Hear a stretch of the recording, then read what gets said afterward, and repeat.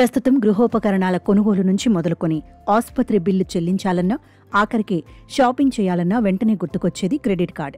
Digital యుగంలో ఇలా ఏది కొనాలన్నా దాదాపు అందరూ క్రెడిట్ కార్డునే వినియోగిస్తున్నారు. ఈ క్రమంలోనే ఆర్థిక సంస్థలు కూడా తమ వ్యాపారాన్ని అభివృద్ధి చేసుకునేందుకు చాలా వరకు ఈజీగానే క్రెడిట్ కార్డులను అందజేస్తున్నాయి.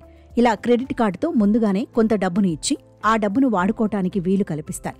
దీంతో యూజర్లు తనకు వచ్చిన కార్డ్ లిమిట్లో ఉన్న డబ్బును ఆర్థిక అవసరాలకు ఉపయోగిస్తూ నెల రోజుల సమయంలో ఈఎంఐ ఆప్షన్తో వాటిని తిరిగి చెల్లించే అవకాశం ఉంటుంది. ఈ క్రమంలోనే క్రెడిట్ కార్డు వినియోగదారులు వెనక ముందు ఆలోచించకుండా కార్డ్ లిమిట్లో తమకు నచ్చినంత డబ్బును అవసరానికి వాడుకుంటున్నారు. అయితే ఇలా ఇష్టారాజ్యంగా క్రెడిట్ కార్డును ఉపయోగించడం వల్ల లాభాల కంటే నష్టాలే ఎక్కువగా ఉంటాయి. తీసుకున్న డబ్బును సమయానికి చెల్లించకపోతే భారీగా వడ్డీతో పాటు బ్యాంక్ మనీ రికవరీ ఏజెంట్లు ఒత్తిడి చేసే అవకాశం ఉంటుంది. ఇక సమయానికి డబ్బులు చెల్లిస్తే మంచి క్రెడిట్ స్కోర్ ఉంటుంది.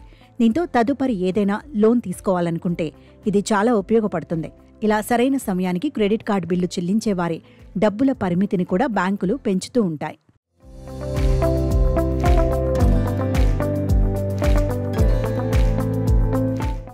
బాధ్యతాయుతంగా ఉన్న కార్డు యూజర్కు బ్యాంక్ ఆఫర్ చేసే లిమిట్ పెంచుకోవడం, తిరస్కరించడం అనేది కార్డుదారుని నిర్ణయంపై ఆధారపడి ఉంటుంది. క్రెడిట్ స్కోర్ వాడేవారి పర్ఫార్మెన్స్ క్రెడిట్ యూటిలైజేషన్ రేషియో ద్వారా వెల్లడవుతుంది.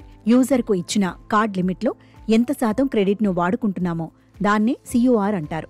ఇది 30% ఉండేలా చూసుకోవాలని ఆర్థిక నిపుణులు చెబుతున్నారు. ఉదాహరణకు మీ కార్డ్ లిమిట్ 1,00,000 ఉన్నట్లయితే నెలకు 30,000 లావాదేవీలు చేస్తే యూటిలైజేషన్ రేషియో 30% ఉంటుంది. ఒకవేళ మీ బ్యాంకు ఆ లిమిట్ను 2,00,000కు పెంచితే మీరు అదే 30,000 వాడినట్లయితే CUR 15% అవుతుంది. అంటే 15%కి తగ్గుతుంది. ఇలా CUR తక్కువగా ఉండటం వలన మంచి క్రెడిట్ స్కోర్ ఉంటుంది. సకాలంలో బిల్లులు చెల్లించటం, బకాయిలు పెండింగ్లో లేనప్పుడు క్రెడిట్ లిమిట్ని కూడా పెంచుకోవచ్చు. అదే క్రెడిట్ యూటిలైజేషన్ రేషియో 30%కి మించితే అది క్రెడిట్ స్కోర్పై ప్రభావం చూపుతుందని ఆర్థిక నిపుణులు హెచ్చరిస్తున్నారు. అలా చేస్తే దీర్ఘకాలంలో క్రెడిట్ స్కోర్ తగ్గడంతో పాటు ఎటువంటి రుణం తీసుకోవాలన్నా ఇబ్బందులు ఎదురయ్యే అవకాశం ఉందని అంటున్నారు. ఒకవేళ నెలవారీ క్రెడిట్ కార్డు బిల్లు చెల్లించకుండా కేవలం బకాయిలో మినిమం అమౌంట్ మాత్రమే చెల్లిస్తూ ఉంటే లిమిట్ ఇంక్రీజ్ జోలికి వెళ్లకపోవడమే ఉత్తమమని ఆర్థిక నిపుణులు సూచిస్తున్నారు.